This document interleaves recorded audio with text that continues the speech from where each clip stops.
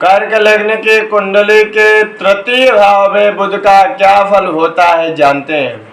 देखिए, कर्क लग्न की कुंडली के तृतीय भाव में बुध का होना विशेष महत्व रखता है, क्योंकि बुध स्वयं कन्या राशि का स्वामी होता है और तृतीय भाव से इसका प्राकृतिक संबंध भी माना जाता है।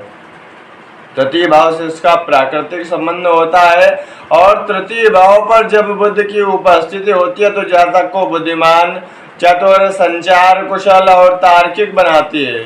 यह स्थिति भाई बहनों से अच्छे संबंध भी प्रदान करती है, विशेषकर छोटे भाई बहनों से तालमेल अच्छा रहता है और जातक को वाणी में मधुरता और स्पष्टता रहती है, जिससे उसका प्रभाव दूसरों पर गहराई से पड़ता है। लेखन, पत्रकारिता, मार्केटिंग, विज्ञापन, कंप्यूटर और शिक्षा के क्षेत्र में कार्य करने की योग्यता इस स्थिति में प्रबल हो जाती है। बुध एक चालाक, तर्कशील और विश्लेषणात्मक ग्रह है और तृतीय भाव साहस, पराक्रम, संचार, यात्रा और भाई बहनों का है। और जब ये दोनों एक साथ आते हैं तो जातक में आत्मविश्वास, जोखिम लेने की प्रवृत्ति और विचारणीय क्षमता को प्रस्तुत करने की शक्ति भी उत्पन्न होती है।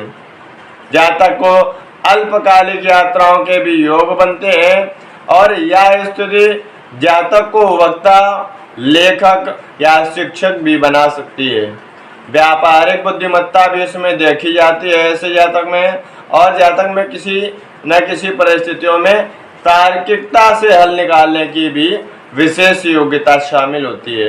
यदि बुध शुभ और बलवान हो तो जातक को संचार और उच्च शिक्षा में सफलता मिलती है। यदि बुध पीड़ित हो और पाप ग्रहों से दृष्ट हो, प्रभावित हो तो जातक में भ्रमित की स्थिति अधिक रहती है, तर्क शक्ति में दोष भी रहता है, अत्यधिक चालाकी से समस्याएं भी उत्पन्न हो सकती हैं।